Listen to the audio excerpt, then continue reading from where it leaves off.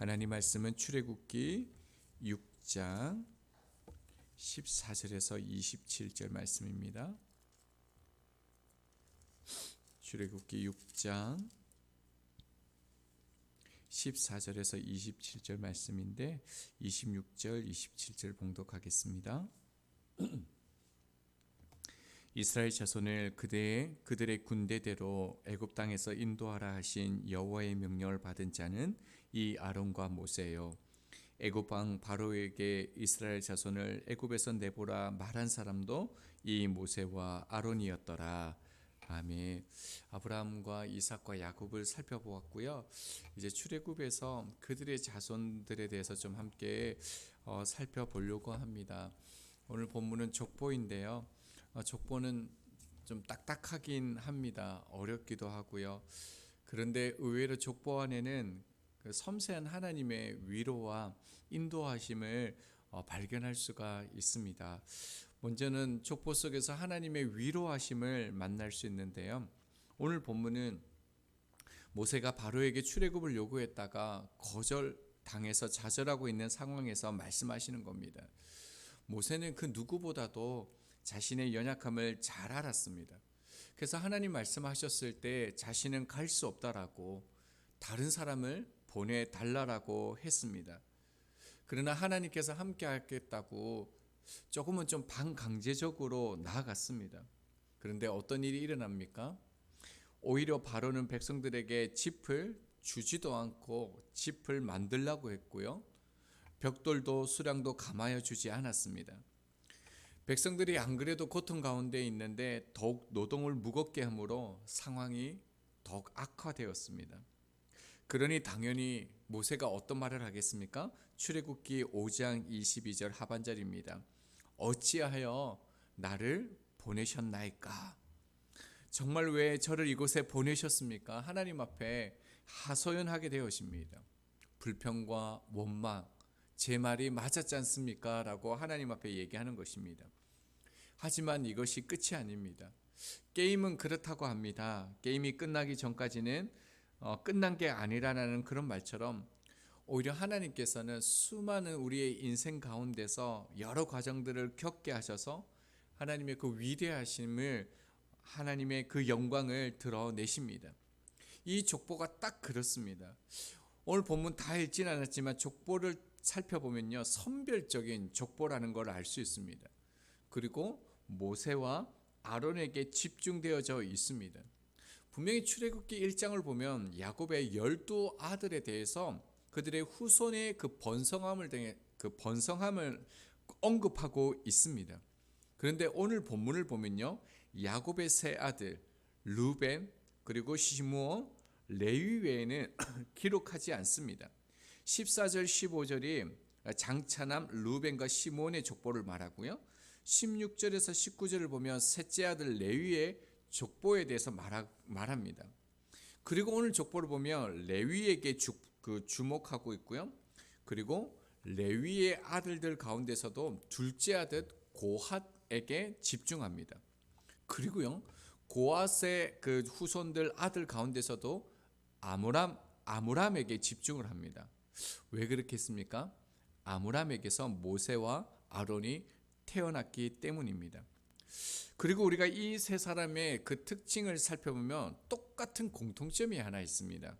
그것은 이들 세 명 다 장자의 축복을 받지 못했다는 겁니다. 문제 있는 자녀라는 겁니다. 르벤은 어떻습니까? 아버지 야곱의 아내 빌하와 동침하는 죄를 범합니다. 이로 인해서 장자권이 박탈되어집니다.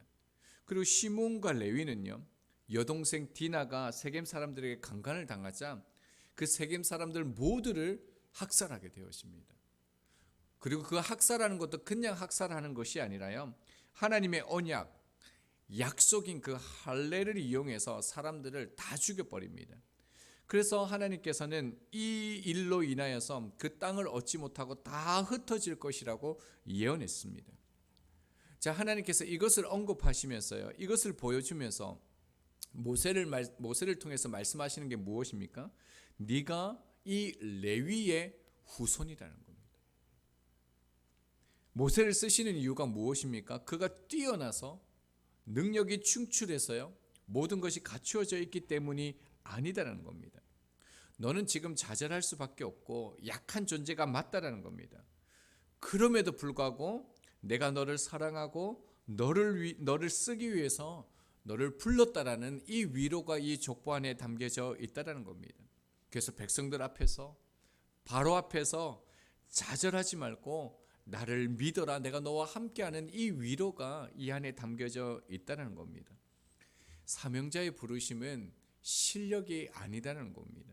하나님의 은혜이시요, 하나님께서 나를 부르셨다는 것을 날마다 믿음으로 확증해야 합니다. 오늘의 삶은 하나님께서 나를 사명자로 부르셨기 때문에 호흡하고 있음을 믿을 때 오늘 우리의 삶은 믿음의 삶이 되어집니다. 그러나 반대로요, 사명자의 삶을 살지 않으면 어떤 삶을 살았다 하더라도 우리는 후회하는 인생이 될 수밖에 없습니다. 또한 이 족보 속에서 담겨져 있는 하나님의 은혜 가운데 용기를 우리가 살펴볼 수 있는데요. 24절을 보면은 부르심을 받고 사명을 감당하고 있는 모세와 아론을 위해서 굳이 이 족속을 왜 기록해놨지 하는 족속이 나옵니다. 24절 보겠습니다. 고라의 아들들은 아실과 엘가나와 아비아삽이니 이들은 고라 사람의 족장이요. 고라 그 족속을 소개하고 있습니다. 고라 하면 딱 떠오르는 사건이 있습니다. 훗날에 그 모세와 아론에게 대적하여서 반역을 주도하게 되어지죠. 그래서 그 추종자들과 함께 땅에 매장되는 심판을 받게 되어집니다. 하나님께서 아주 크게 그들을 벌하시고 저주하신 사건이죠. 왜 그럴까요? 모세의 권위에 도전했기 때문입니까? 아닙니다.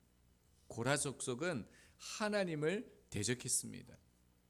모세를 누가 쓰신다고 하셨습니까? 하나님이십니다. 그렇기에 고라와 무리들은 모세에게 도전한 것이 아니라 하나님께 도전을 한 것입니다. 모세 뒤에 하나님이 계십니다.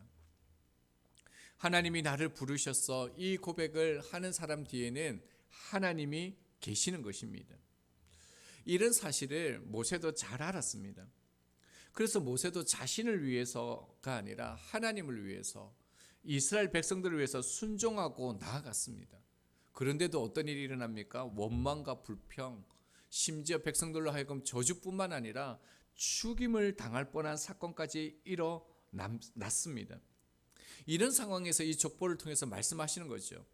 모세, 너를 세우고 너에게 권위를 준 자는 나라는 것입니다. 그리고 사람이 결단코 너를 어찌할 수 없다라는 것, 이 용기를 이 족보 속에서 모세에게 주고 있다라는 것입니다. 어렸을 적에 그 목욕탕에 갔을 때 입구에 보면 이런 글이 쓰여져 있었습니다. 맡기신 물건 외에는 책임지지 않습니다. 그 다음에 글자가 중요합니다. 주인백, 이렇게 탁 빨간 글자로 써놓은 걸 아직도 기억합니다. 주인에게 맡긴 물건은 반드시 주인이 책임지고 지켜줍니다. 마찬가지로요, 저희들이 하나님의 인생을 살고 있다면 걱정 안 해도 됩니다.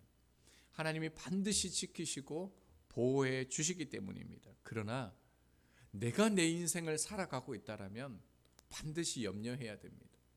반드시 고민해야 합니다. 그러나 하나님의 인생을 사는 사람은 하나님께서 책임지신다는 것을 말씀하시죠. 마태복음 6장 34절입니다. 그러므로 내일을 위하여 염려하지 말라. 내일은 내일이 염려할 것이요 한날의 괴로움은 그날로 족하니라. 이 말씀을 한마디로 요약하면 내일을 주시니가 내일을 살아갈 능력을 주신다라는 겁니다. 그렇기 때문에 어떻습니까? 하나님의 인생을 살고 있다라면 반드시 하나님께서 지켜주신다라는 이 은혜와 용기를 주신다라는 겁니다. 한 가지 더 오늘 족보 속에서 만날 수 있는 하나님의 은혜가 있는데요. 그것은 상처를 회복해 하시는 하나님을 만날 수가 있습니다. 모세도 상처가 참 많았습니다.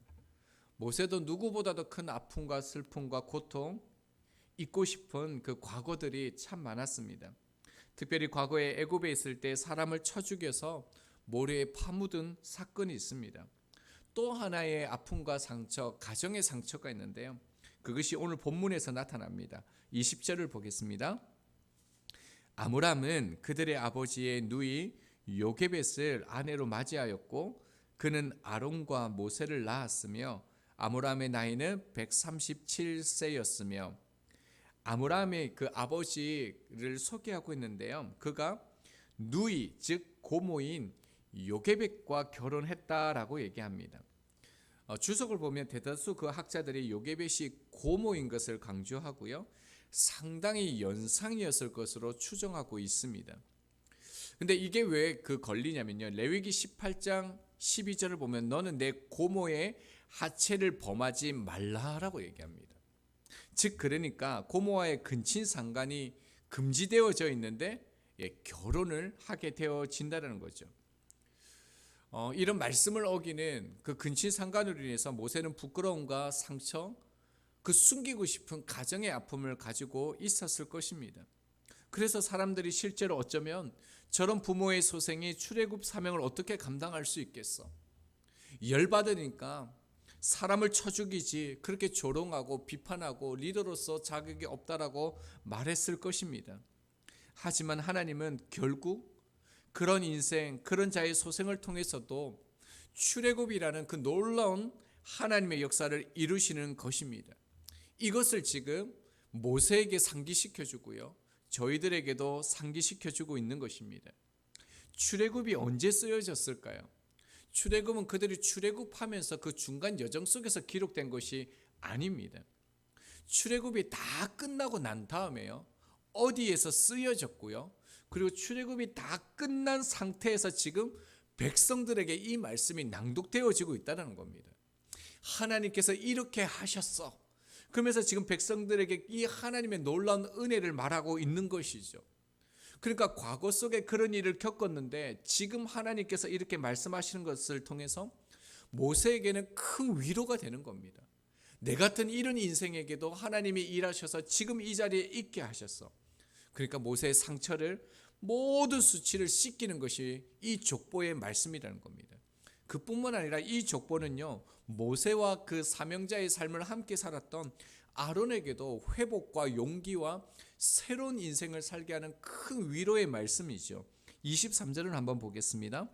아론은 암미나답의 딸 나손의 누이 엘리사벳을 세바를 아내로 맞이하였고 그는 나답과 아비후와 엘리아살과 이다메를 낳았으며 아론은 사실은 가정 실패자입니다. 나답과 아비후가 누굽니까? 레위기 10장을 보면요. 여호와께서 명령하지 아니하신 다른 불을 가지고 오게 되어집니다. 나답과 아비후가 하나님께 제사를 드릴 때 분명히 하나님께서 허락하시 아니한 불, 성소에 들어갈 때 있는 번제단을 불을 가지고 나가야 되는데 그 불을 가져가지 않고 임의로 불을 가지고 와서 제사를 드리다가 그 단에서 불이 나와서 죽게 되어집니다. 아론에게 장자와 차자의 죽음이 얼마나 큰 상처이겠습니까? 그리고 뿐만 아니라 아픔이고 슬픔이지만 큰 수치였습니다. 제사를 지낼 때, 하나님께 예배를 드릴 때 저주를 받았으니까 얼마나 비통하겠습니까? 사람들이 그 가정을 보고 저 지도자를 보고 뭐라고 얘기했겠습니까? 자녀 교육도 제대로 하지 못한 사람이 대제사장이 될 수 없다라는 겁니다. 예배자가 될 수 없다라는 겁니다. 따르지 않을 수도 있었을 것입니다. 그러나 사명자의 삶을 산 아론을 위한 하나님의 마음은 달랐습니다. 25절을 보겠습니다. 아론의 아들 엘리아살은 부디엘의 딸 중에서 아내를 맞이하였고 그는 비니아스를 낳았으니 이들은 레위 사람의 조상을 따라 가족의 어른들이라. 하나님은 아론의 셋째 아들 엘리아살을 통해서 제사장 역할을 감당하게 하십니다. 무너진 가정, 실패한 가정, 하나님의 말씀을 어겼지만 다시 그 가정 가운데 하나님께서 제사장 역할을 맡기시는 것을 볼 수 있습니다. 그뿐만 아니라 그 다음에 누가 태어납니까? 비느하스를 소개하고 있습니다. 비느하스 하면 민수기 25장이죠. 이스라엘 백성들이 시딤에 거하고 있을 때에 모압 여자들과 음행을 하게 되어집니다. 그뿐만 아니라 바알 신을 섬기게 되어지죠. 이때 하나님께서 진노하시게 되어서 바알 부올이라는 그 신, 바알 신이죠. 그 음행하고 우상에게 절했던 모든 백성들을 다 죽이라고 하나님께서 모세에게 말씀합니다. 그때 백성들이 이 저주로 인해서 통곡하고 있을 때 이스라엘 한 조선이 미디안 여인을 데리고 막사로 들어가는 장면이 나옵니다. 그때 창을 들고 들어가서 그 남자와 여자의 배를 깨뜨려서 죽인 사람이 누구냐면 이 비느하스입니다. 그리고 이 비느하스로 인해서 연병이 그치게 되어지는데 그뿐만 아니라 놀라운 일들이 일어납니다. 사사기 20장 27절 28절 봅니다. 이스라엘 자손이 여호와께 물으니라. 그때에는 하나님의 언약궤가 거기 있고 아론의 손자인 엘리아살의 아들 비느하스가 그 앞에 모시고 섰더라. 어떻습니까? 엘리아살 다음으로요 대제사장직 역할을 누가요? 비느하스가 섬기게 되어집니다. 결국 아론의 자손들이요 실패한 그 가정을 통해서 하나님께서 제사장의 역할을 잘 감당하면서 여호와께로 나가는 길이 열리는 새로운 은혜를 주셨다는 겁니다. 그 가문을 다시 회복시켜 주시고 사용해 주셨다는 겁니다. 그러니까 아론도 지금 하나님의 말씀이 백성들에게 낭독해지는 이 말씀이 무엇이 됩니까? 회복이시요. 그리고요 사랑이라는 것입니다. 사명자는 고단하고 힘들다, 그게 아니다는 것을 잘 알 수 있습니다. 사명자의 부르심 자체가 무엇입니까? 우리의 상처를 치유하신다는 것을 전제로 하고 있다는 것이 이 족보를 통해서 우리에게 큰 용기가 되어집니다. 그리고요 그 사명자를 통해서 하나님은 이러한 일을 행하십니다. 26절 27절이요 이스라엘 자손을 그들의 군대대로 애굽 땅에서 인도하라 하신 여호와의 명령을 받은 자는 이 아론과 모세요. 애굽 왕 바로에게 이스라엘 자손을 애굽으로 내보내라 말한 사람도 이 모세와 아론이었더라. 가장 작은 자들, 어쩌면 쓰임 받을 수 없는 그들을 통해서 하나님께서 어떻게 하셨습니까? 최강의 나라, 그 출애굽을 할 수 있는 이스라엘 백성들을 이끌어내는 그런 놀라운 사명자로 세워 주셨다는 겁니다. 여기에서 주의 깊게 살펴볼 단어가 하나 있습니다. 이스라엘 백성들을 뭐라고 소개합니까? 군대라고 얘기하고 있습니다. 하나님께서 지금 이스라엘 백성들, 그 애굽의 노예들, 오합지졸들, 아무것도 할 수 없었던 원망과 불평만 가지고 있었던 그들을 뭐라고 얘기하십니까? 군대라고 얘기하고 있습니다. 왜 그렇게 연약한 자들, 노예밖에 되지 않는 그들을 군대라고 얘기할까요? 이 단어가 중요한데요, 차바라는 단어를 씁니다. 이 단어가 쓰여진 곳이 어디냐면 민수기 4장과 또 8장에 보면 계속적으로 나오는 이 차바라는 단어 때문에 그렇습니다. 이 차바는 레위인이 회막에서 제사를 드릴 때에 직무와 관련된 말로요, 예배를 섬기다, 봉사하다, 이런 말로 쓰여지는 단어가 이 차바, 군대라는 이 어근을 가지고 있습니다.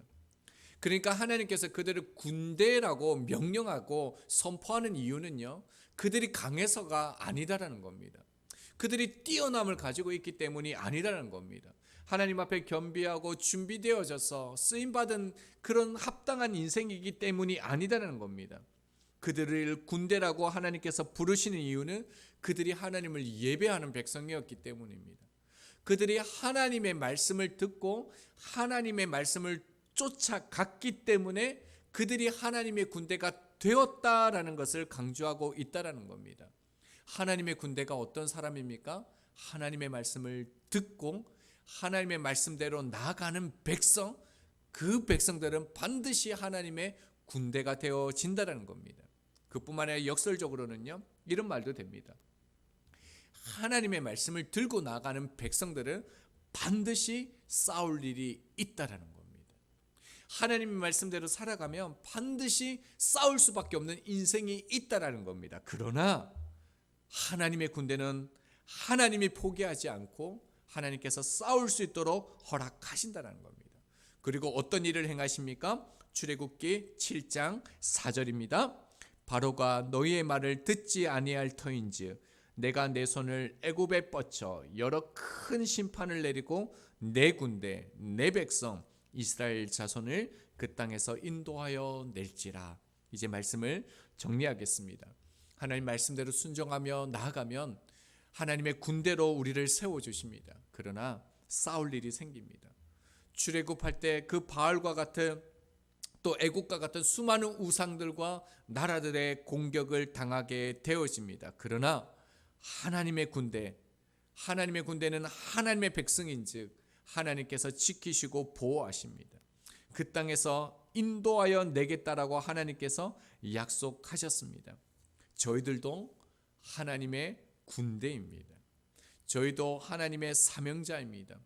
저희 부활소명교회도 사명을 받은 교회입니다. 비록 지금은 작지만 분명히 말씀대로 순종하는 저희를 향하여 하나님은 군대라고 말씀하십니다. 그리고 이 부곡동 이 지역에 있는 수많은 백성들을 인도하여 내실 것이다 라고 말씀하십니다. 그러니까 우리 가운데서도 수많은 시련이 있을 겁니다. 수많은 어려움들이 있을 것입니다. 걱정하지 않아도 됩니다. 그 일들을 통해서 하나님의 위대하심과 영광을 드러내실 것입니다. 그러기에 더욱더 하나님 말씀 듣고 하나님 말씀 붙들고 나아가야 합니다. 오늘 저희의 삶이 더욱 사명자로 부르심을 입었다는 것을 다시 상기하면서요. 내 군대, 내 백성을 인도하는 삶을 살아가면서 위로와 용기 주시는 그뿐만 아니라 회복해 하시는 하나님과 동행하는 저희들의 삶이 되기를 소망합니다. 우리 함께 기도하도록 하겠습니다. 말씀을 우리가 붙들고 함께 기도할 때요, 하나님 사명자로 서는 삶 되어질 수 있도록 하나님 내 군대 내 백성을 인도하는 삶을 저희가 살아갈 수 있게 하여 달라고 하나님 우리 교회를 통하여 이 부곡 땅에 수많은 이들을 출애굽하여 하나님께로 인도하는 일에 저희를 우리 교회를 사용하여 주시옵소서. 합심하여서 함께 기도하며 나아가도록 하겠습니다.